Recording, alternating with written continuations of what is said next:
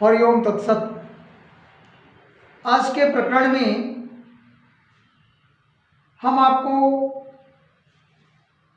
भागवत धर्म या भागवत धर्म के रहस्य पर छोटी चर्चा करना चाहते हैं। ये इतना बड़ा महात्म्य है जिस पर कि वेद पुराण आदि की जो भी रचना हुई है या उससे निचोड़े गए हैं, उसको समझना, उसको जानना अति गूढ़ है। परंतु हम जो संसारी व्यक्ति हैं, अपने समय में अगर हम 2, 5, 10 मिनट दे सकते हैं तो थोड़ी सी बात सुन लें। यह सरलतम भागवत धर्म क्या है, या भागवत रहस्य को जानने का या उसको समझने का अर्थ, उसको समझने का साधन क्या है। हम लोग अगर चाहें कि भागवत धर्म का पालन करें तो what will be the simplest form और रूट, साधारण रास्ता क्या है भागवत धर्म को जानने, समझने या उसका पालन करने का। तो जहां से प्रसंग है भागवत धर्म का रहस्य, एक समय की बात है। भगवान धर्मराज यमराज अपने दूतों को यह बताते हुए इंगित करते हैं कि भागवत धर्म का जो रहस्य है उसे आज तक मुझे लेकर सिर्फ 12 लोगों को इसका ज्ञान है, जिसमें स्वयं भगवान और विशेष व्यक्ति, उनको हम भगवान की ही श्रेणी देते हैं, और या उनके रूप, अंश नहीं, अन्य देवता नहीं, उनके रूप कौन कौन से। तो श्लोक इस तरह से है, स्वयंभूर नारद स्वयंभू कुमार कपिलो मनु, अर्थात स्वयंभूर श्री ब्रह्मा जी, नारद, शंकर भगवान, और इसके अलावा आपको कपिल मुनि, मनु, प्रहलादो जनको, भगवान भक्त प्रहलाद, जनक, भीष्म, बलिर्वैया, तो बलि, भगवान बलि का प्रकरण आपको मिलता है, राजा बलि, और व्यास, सुखदेव जी, और कीतो मैं, स्वयं मैं, दैट इज महाराज यमराज। अर्थात पूरे सृष्टि में भगवान की द्वारा बनाई गई ये जो प्रकृति है, जिसमें यह संसार ब्रह्मांड चालू है, रच रहे हैं, उसमें से केवल ये 12 लोग ही भागवत धर्म के रहस्य को जानते हैं। जिसमें से 12 में आपने देखा ब्रह्मा, स्वयं नारद जी, शंकर भगवान, कपिल मुनि, मनु, यमराज,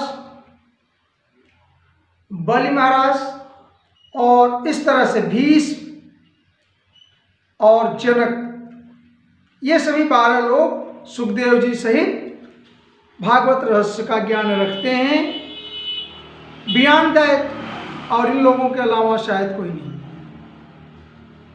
दूसरे पक्ष में हम देखें कि यह भागवत धर्म या भागवत रहस्य का लोगों को जो पता नहीं, आज की श्रेणी में हम लोग बहुत मुश्किल से इसको जान पाते हैं। और जानने की तो बात छोड़ दीजिए, उसके किसी अंश, किसी चौपाई को हम अपना फॉलो कर सकते हैं, जो स्वयं भगवान ने कहा है। भगवान ने कहीं पर गीता में यह श्लोक के द्वारा, इसके माध्यम से हम जीव को, जिनके पास थोड़ी सी बुद्धि ज्ञान है, सकारात्मक दृष्टि है, सोच है, उसके लिए उन्होंने 12वें स्कंद में दूसरे अध्याय के 36वें श्लोक में सरलतम भागवत धर्म की परिभाषा बताई है। और what do you mean by the simplest Bhagwat religion. तो भगवान के मुख से बताई गई ये भागवत धर्म की परिभाषा सरलतम जो आप जपते हैं, जानते हैं, लेकिन ये नहीं जानते कि वास्तव में इसका क्या महात्म्य है। तो भगवान ने कहा कायेन वाचा मनसेन्द्रियर्वा बुद्ध्यात्मना श्रिता स्वभावत। मन से, कर्म से, वचन से, स्वभाव से, अपनी बुद्धि से और आत्मा से, श्रवण से, वचन से, जो कुछ आप कहते हैं, करते हैं, समझते हैं, करोति यद तत् सकलम परस्मै नारायणेति समर्पयेत। कर्म, वचन, मनसा, वाचा, कर्मणा, ये सारी चीजें जो करते हैं, समझते हैं, वो सब भगवान को लास्ट में, अंतिम में मुझे समर्पण कर दे। यही सरलतम भागवत धर्म है। अर्थात आप जो कुछ भी करते हैं, आपको ऐसा मानना चाहिए भगवान की प्रेरणा से कर रहा हूं, और आप जब करते हैं उसमें कर्तापन का भाव नहीं हो, भगवान को समर्पण करके करें और यह भाव रखें कि बिना ईश्वर की इच्छा के कोई पत्ता नहीं हिलता है, और हम जो कुछ कर रहे हैं, सकाम निष्काम कर्म कर रहे हैं, वो सब उसकी मर्जी से हो रहा है, उसकी मर्जी से कर रहे हैं। जैसे कि आप जानते हैं कि प्रेरणा भी भगवान की होती है और कर्म भगवान के हाथों से किया। सर्व कारणम, आपने ये बृहदोपनिषद में जाना है, ईश्वरा परमा कृष्ण। सो ईश्वर कौन है? वो परम कृष्ण है, सच्चिदानंद विग्रह, जो सत्य चित आनंद है, जो तीनों जिनके विग्रह हैं, सत्य चित आनंद, ऐसे भगवान स्वरूप। यह है अनादिनादि गोविंद सर्व कारण कारणम, सभी कारणों के कारण हैं, करता है। हम who we are to do what we have potential, we have nothing to do, हम कुछ करते नहीं हैं। आप कर्तापन का अभाव कर लें, काम करें, कर्म करें, अच्छा होगा बुरा होगा, उसके रिजल्ट को भी आप सहें, क्योंकि यह मान करके भगवान को समर्पण कर रहा है कि कीनी चहई करावई। जैसे आपने भगवान गोस्वामी तुलसीदास ने बात लिखी है, कीनी चहई करावई सोई उमा राम गति लखा न कोई। अर्थात जो परमात्मा की इच्छा होगी, जो भगवान की इच्छा होगी, वैसा ही होगा। आपके मन में जो बात आएगी, मन मीन्स व्हाट, भगवान की रची गई प्रकृति, और मन का जो रिजल्ट है वह इंद्रियों से संबंधित है।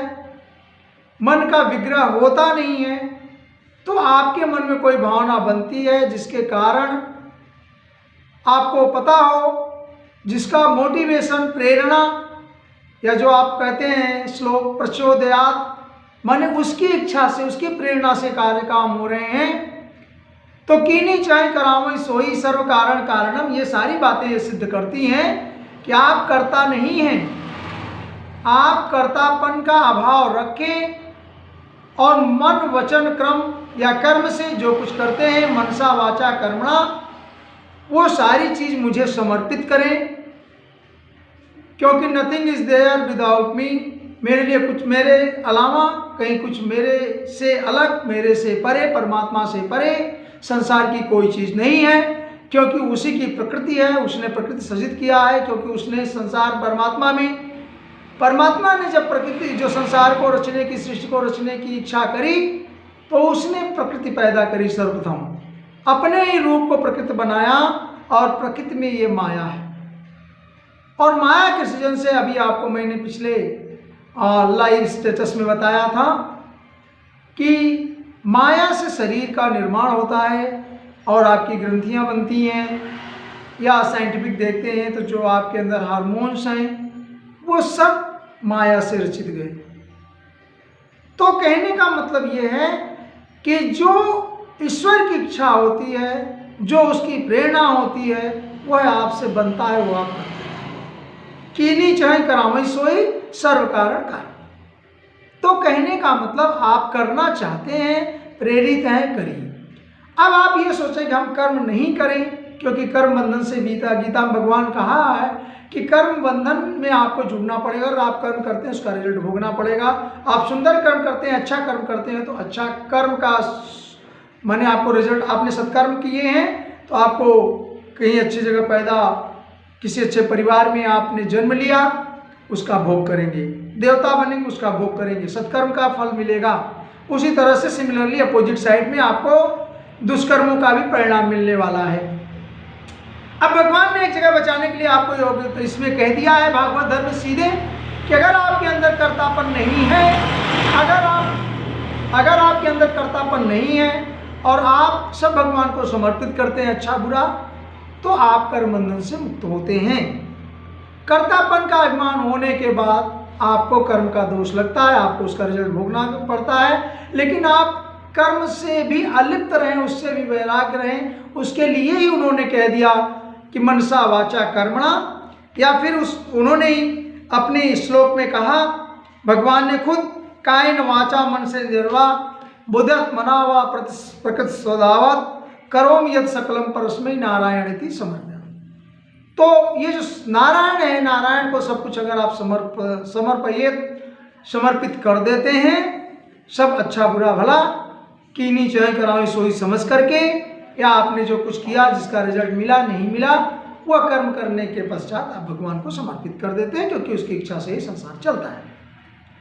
अब हम थोड़ा सा आज की सृष्टि में जो ये कलिकाल है, जो कलयुग है, जो चल रहा है, जिसमें हर चीज़ों का केवल छल कपट चोरी सीनाजोरी, या ये कह लें कि छल दम द्वेष पाखंड झूठ अन्याय, ये सारी चीज़ें आज तत्पर इनकी प्रमुखता हो गई है। ऐसे में आप ये सोचें कि भगवान ने प्रेरणा दिया तो मैंने ये नेगेटिव वर्क कर दिया, कोई नकारात्मक कर्म करने चल रहे हैं, तो आपको ये लगता होगा कि अरे बिना भगवान के अगर कुछ नहीं होता, वो सब कारणों का कारण है, या उसकी प्रेरणा से होता है, उसकी प्रेरणा से ही सब कुछ हो रहा है, या वह करता है, मैंने तो किया नहीं। तो आप अगर यह समझ के कुछ नकारात्मक काम करते हैं जिसका रिजल्ट आप जानते हैं, तो अच्छी बात है, क्योंकि भगवान की इच्छा नहीं होती तो आप किसी का मर्डर नहीं करते, आप कहीं चोरी नहीं करते, आप कहीं बलात्कार नहीं करते। हो सकता है आपने ऐसा सोचा हो कि भगवान की इच्छा है, ऐसा हो गया। आज के कलिकाल की बात मैं कर रहा हूँ, इसको आपको कहीं और जोड़ने की जरूरत नहीं है। ये मैं आपके लिए बता रहा हूँ कि ये सारे धर्म की अगर शास्त्र की बातों को आप कुतर्कों में फांस देंगे, तो कुतर्कों के लिए आपको मैं बता रहा हूँ कि अगर आपने ऐसा सोचा कि जो कुछ नेगेटिव वर्क हो रहा है भगवान की इच्छा से हो रहा है, भगवान की प्रेरणा से हो रहा है, दैट इज फाइन, ये बात सही है, लेकिन आप उसके रिजल्ट को भगवान को समर्पित करिए। अब उसके रिजल्ट को समर्पित करने का मतलब, भगवान ने किया, आपने कह दिया, दोषारोपण कर दिया, स्टॉप, आपने ब्लेमिंग कर दिया, बट उसका रिजल्ट क्या होगा? आपको अगर जेल जाना पड़ गया, अगर आप जेल चले जाएंगे तो क्या करेंगे? भगवान को समर्पित कर दीजिए, भगवान का तो जेल में का जन्म ही हो गया था, तो आप भी जेल चले जाइए भगवान की प्रेरणा से, भगवान की इच्छा से। क्यों? क्योंकि अगर आप बुरे कर्म को भी भगवान आपने अपनी इंद्रियों की वजह से जनित आपने दुष्कर्म किए हैं, पाप नकारात्मक काम कर रहे हैं, तो भी भगवान को समर्पित, दैट इज फाइन, करिए। लेकिन उसका भगवान ने कहा कि कर्मण्येवाधिकारस्ते, फिर आपको जो फल मिलना होगा मेरे हाथ में छोड़ दीजिए। तो अगर आपको फल मिलता है, आप पकड़े जाते हैं, आपकी पिटाई होती है, आपको कोई नेगेटिव काम में कहीं बंधन होता है, जैसे आजकल चल रहा है राजनेताओं में, कभी कोई किसी मामले में चल रहे हैं, भगवान की प्रेरणा से कर रहे हैं, क्योंकि ईश्वर सर्वभूतानां, सबके अंदर भगवान उपस्थित है, ये बात सही है। लेकिन उन्होंने ये भी कह दिया जो आपका इंद्रिय मन है उस पर संयम रखिए, निग्रह रखिए, उससे आप बंधिए मत, नहीं, हमको समर्पित रखिए। और आप जब समर्पण करके भगवान को काम करते तो ऐसा कुछ नेगेटिव काम नहीं होता। फिर भी अगर आपकी ये जिद है कि भगवान की इच्छा से हो रहा है, दैट इज़ फाइन, आप करता नहीं है, उस पर छोड़ देते हैं, तो आप उसके रिजल्ट के लिए भी तो भगवान को छोड़ दीजिए, उसको समर्पण कर दीजिए। अर्थात अगर आपको कोई दो तमाचा खींच के जड़ देता है तो भी भगवान की इच्छा मान करके, क्योंकि उसके अंदर भी जिसने आपको दंड देना शुरू किया है वो भी तो कि उसके अंदर भी भगवान की उपस्थिति है, ईश्वर सर्वभूतानां, तो भगवान की इच्छा से वो आपको दंड दे रहा है, और आप उसको सुख दुख में भजन करते हुए वहाँ रहिए, तब तो आप तो हो सकते हैं और तब परमात्मा के पास हो सकते हैं। तब आपको सही भागवत धर्म का पालन करने का, अर्थात भागवत धर्म वो है सरलतम भागवत धर्म। भगवान ने सीधे कह दिया और ये गारंटी है कि आप जो कुछ भी कर रहे हैं, आपकी जो प्रेरणा हो रही है, आप भगवान की प्रेरणा के बिना कुछ हो सकता नहीं है। और अगर आप कुछ कर रहे हैं ऐसा सकारात्मक नकारात्मक किसी चीज़ की इच्छा से, सकाम निष्काम, सब कर्म आप अपने परमात्मा को समर्पण कर दें, उसमें लीन कर दें। That is complete devotion. अगर आप ऐसा करते हैं तब आप सही भागवत धर्म का पालन करते हैं। जय श्री कृष्ण।